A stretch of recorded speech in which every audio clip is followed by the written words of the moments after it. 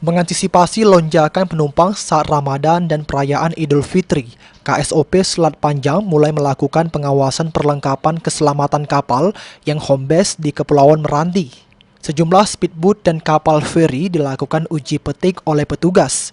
Sejumlah peralatan keselamatan seperti life jacket, racun api, kamar mesin, sirkulasi udara, lifebuoy, tangga keselamatan, dan rakit penolong tak luput dari pemeriksaan petugas. Dari pemeriksaan tersebut, petugas KSOP menemukan rakit penolong yang bocor, lifebuoy yang tidak dilengkapi tali pelempar, serta tak memiliki life jacket untuk anak-anak pada Speed Garuda, Porti, serta feri Elugo. Terkait temuan tersebut, pihak kapal juga bersedia melakukan perbaikan serta melengkapi perlengkapan yang masih kurang. Kalau untuk Elugo ini, sementara rasa saya catatan tidak ada. Cuman ada tadi di Speedboat Porti.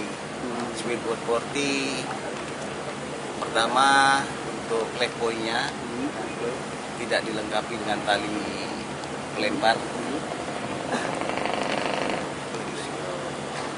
Life jacket untuk anak-anak, mereka berjanji untuk 3 hari untuk melengkapi kekurangan tersebut. Kalau dari Nagaland juga tidak ada kekurangan, alat keselamatan alhamdulillah cukup. Kita belah dulu, nanti baru kita buang airnya, baru kita biar kembali. Kira-kira kapan?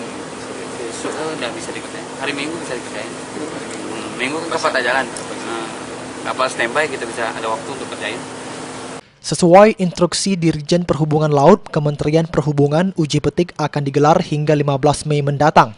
Sejauh ini pihak KSOP melakukan pemeriksaan terhadap 2 angkutan speedboat dan kapal feri yang home base di Kepulauan Meranti. Dari Meranti, Muhammad Isnaini melaporkan.